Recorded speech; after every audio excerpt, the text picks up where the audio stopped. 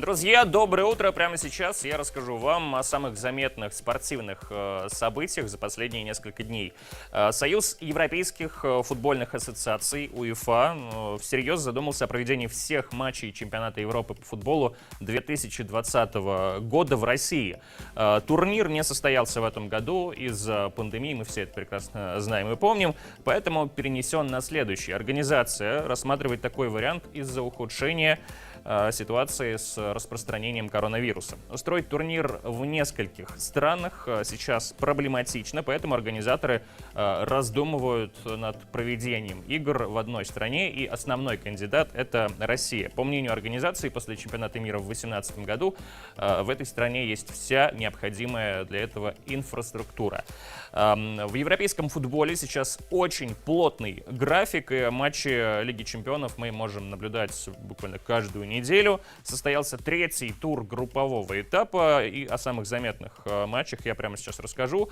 Со вторника на среду московский «Локомотив» и мадридский «Атлетико» сыграли в ничью 1-1. «Реал» не без труда одолел «Интер» со счетом 3-2, а итальянская «Аталанта» дома разгромно проиграла «Ливерпулю» со счетом 0-5. Что касается матчей, завершившихся этой ночью, то «Барселона» обыграла киевское «Динамо» 2-1, «Лейпциг» одолел ПСЖ тоже 2-1, и «Зенит» сыграл в ничью с «Лацио» 1-1. Ну и сейчас проходят подготовительные тренировочные сборы сборной команды Ассоциации всемирного таэквондо Кыргызской республики по Пхумсе.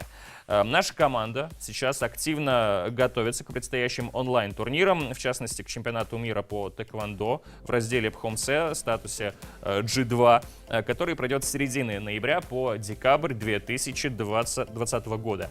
Кыргызстан представит 5 спортсменов из ассоциации таэквондо WT в 5 категориях. Ранее наши спортсмены уже принимали участие в подобном турнире, который проходил в Китае. Ну и эта новость подводит к нашим гостям. Это Ислам Шукуров, тренер Академии таэквондо Кыргызской республики, и Кинджибаев Иман, спортсмен и по совместительству начинающий инструктор по таэквондо. Здравствуйте. Доброе утро. Доброе утро, здравствуйте. Все мы прекрасно понимаем, что сейчас пандемия царит. Мы понимаем, как выглядят соревнования по таэквондо в обычное время. Что касается онлайн-турниров, как сильно изменилась концепция? Ну, концепция, в принципе, не изменилась. Единственное, что все турниры сейчас проходят на онлайн-платформах, таких как Zoom, Jitsu. Последние 2 турнира, в которых участвовала наша академия, прошли в Ташкенте. Открытый чемпионат Узбекистана по Пумце прошел в конце августа месяца. Там принимали участие 6 воспитанников нашей академии.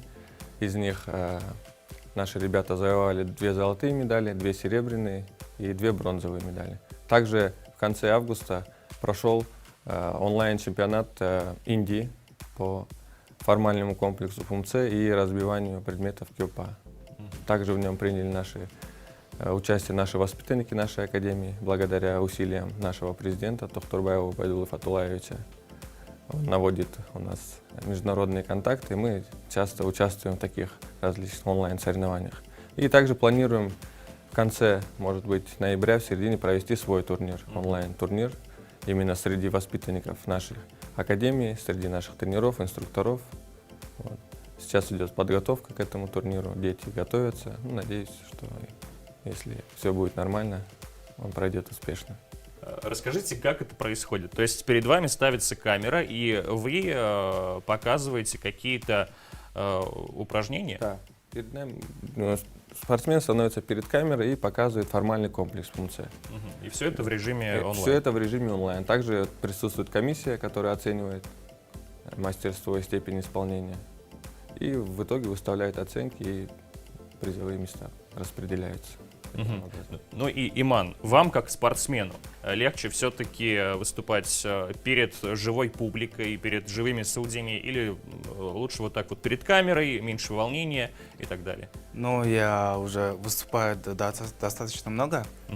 Как по моему мнению, выступать вживую это лучше, чем вот онлайн. Это как-то непривычно для меня, потому что я привык выступать именно вживую. Я привык выступать вживую, в ПМС сдавать и выступать на соревнованиях. А онлайн именно ПМС я не привык, к сожалению. Мгм. Я еще не был такой. Но все-таки это не легче, как я Да. понимаю. Ну, тэквондо, оно делится же у нас. Есть контактные основы, то есть спарринг. У нас в основном мы делаем больше упор именно на спарринг, на контактный бой. И также относительно недавно мы только начали готовиться спортсменов к именно формальным комплексам. Это такая относительно новая тенденция, к которой мы постепенно приходим. Ну и я так понимаю, что грядет чемпионат мира тоже в онлайн формате. Расскажите, как идет подготовка и как вообще готовиться к онлайн турнирам? Отличается ли эта подготовка как-то от обычных турниров? В принципе, не отличается. Также дети готовятся в зале, повторяют по несколько тысяч раз одно и то же ПМЦ, задание. И там уже посмотрим. Мы видим на столе огромное количество медалей. И расскажите, за что они все получены, где вы их получили? У меня самая первая медаль это была в 2010 году, я могу сейчас показать вам. Это называется, это чемпионат Аша было. Это первая медаль, завоеванная в Аше, первые соревнования мои. И самый международный турнир был в Казахстане на Кубок Достара. Я там выступал, самые были для меня это тяжелые, потому что как-никак это международный турнир. Я вам сейчас вот покажу. Вот самый престижный мой медаль, это международный турнир именно класса А. Продемонстрируем. Еще раз, что это за турнир? Международный турнир на класса Кубок Достар. Это вот как раз-таки те соревнования в Казахстане. Да, в Казахстане. А остальные медали это городские. В основном у меня все международные, потому что я привык на международных турнирах выступать. На международных турнирах, если будешь больше выступать, это получается, будешь больше опыта набираться для себя. Хоть ты проиграешь, хоть ты выиграешь, это без разницы уже. Потому что международный турнир, это так получается, то, что выступают те спортсмены, которые уже опытные более. И получается замена опыта, получается, обмен опытами. Мы всегда спрашиваем у спортсменов, почему вы выбрали именно этот вид спорта. Как происходит это решение? В какой момент вы поняли, что вот, да, это тэквондо, и этим видом спорта я хочу заниматься в ближайшие несколько десятков лет? Ну, как и все дети, наверное, как и всех детей, нас привели родители. Потихоньку, первое время, конечно, тяжело, а потом со временем привыкаешь, осваиваешь технику, навыки, и уже не можешь жить без этого. Я прозанимался сам тэквондо около 12-13 лет, был спортсменом в сборной команде Кыргызской республики. И уже на протяжении 5 лет я веду инструкторскую деятельность. Также я еще по совместительству врач-уролог. Так. Да.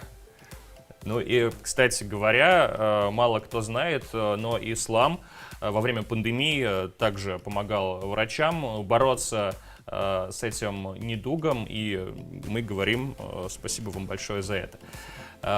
Как у нас вообще дела обстоят с тэквондо в стране, и, может быть, какие-то еще планы имеются, о которых вы хотите рассказать? Конечно, каждый год, в начале года мы составляем календарный план наших мероприятий, соревнований. Ну, в связи с последними событиями, с пандемией, конечно, очень тяжело соблюдать календарный план, но я надеюсь, что хотя бы онлайн-турниры как-то ситуацию изменят. Надеемся, что пандемия нас покинет, также начнем в том же русле заниматься, тренироваться и проводить очень много турниров, радовать родителей, детей, радоваться сами.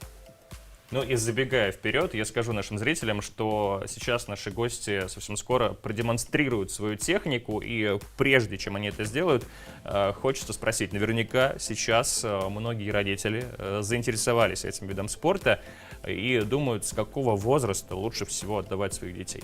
Ребенка можно отдавать с 5-6 лет. Самый оптимальный возраст для детей – это 5-6 лет. Ну и сегодня вы нам кое-что приготовили. Да, продемонстрируем Мы пару. знаем, что это будет, расскажите. Это будет кёкпа, формальный комплекс, разбивание досок. Покажем удары, несколько ударов, и будем разбивать доски. Тогда мы просим вас пройти, чтобы это все дело продемонстрировать. Не. Танчаги.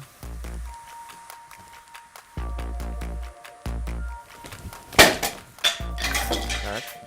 Неплохо. Типа рычаги.